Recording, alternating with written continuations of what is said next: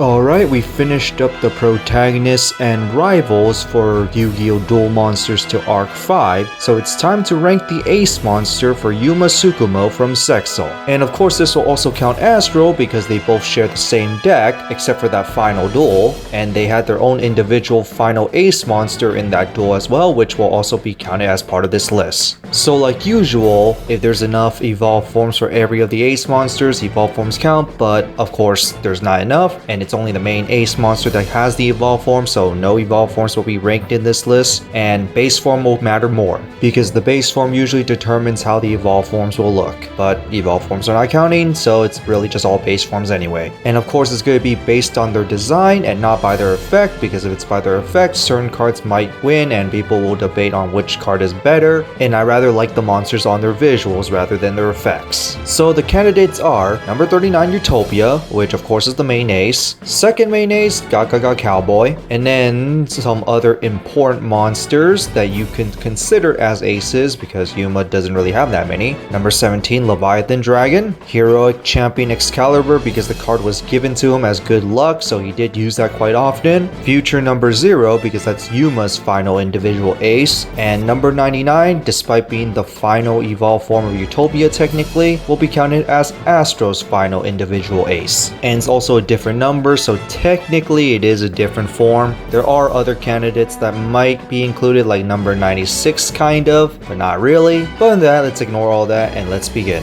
So on the bottom of my list, which will be number 6, it's Gaga Cowboy. Design wise, it looks pretty badass as a cowboy. This is really just the lowest on the list just because Yuma has other cooler ace monsters that he used, or at least what could be considered his aces, because he does have a warrior themed design.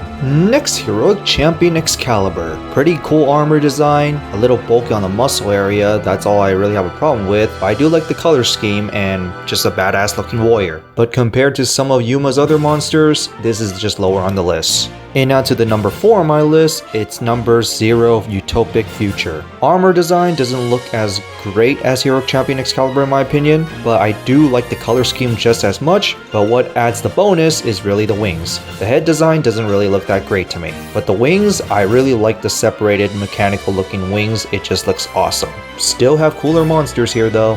In which we go to the third spot, which is number 17 Leviathan Dragon. Just looks cool as a sea serpent looking dragon, like the blue color scheme for water, and the fins look pretty cool since it is a sea serpent, so it does make sense it has sea serpent looking wings. Just overall a pretty cool design. And then number 2 we got number 39 Utopia. I really like the armor design, especially the wings. Yes, it's very mechanical and all, but the warrior looking aesthetic of Utopia just looks awesome. I do like the head design as well. It definitely looks great. The wings kind of make it look a little angelic, especially with the color scheme, because it symbolizes hope as that is its name. Finally, to the last one on the list, it's number 99 Utopic Dragon. Yes, it's a dragon, and it's a big ass dragon, which of course is gonna look awesome, and I'm a sucker for dragons, so default, it's normally number 1. The Utopia Beyond looking armor on Utopic Dragon just looks amazing. I love the mechanical looking wings on how much it changed from the base form Utopia,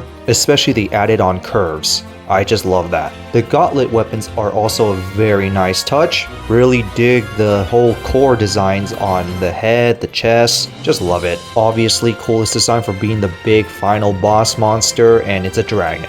So that's it for these rankings for Yuma's main ace monsters. What do you guys think of them? How would you rank them? What other monsters would you include on the list? I was thinking about including number 96 like I said earlier because that was important enough to be considered a ace monster in a way, or an important enough monster for Yuma and Astral to be possessing, but considering that it's mostly played by a villain being number 96 himself, I decided not to include that on the list. Some of these other candidates were technically originally not even owned by Yuma. In fact, even number 39 was not originally owned by Yuma, but it was owned by Astral and they just use it as their main ace as a shared ace monster. But the cards that Yuma get from other people are treasured by Yuma and he does use them often. So it is considered important enough to be as other aces. But in that, that's it for this. Our next one is Kaito. And yes, he is the main rival to me.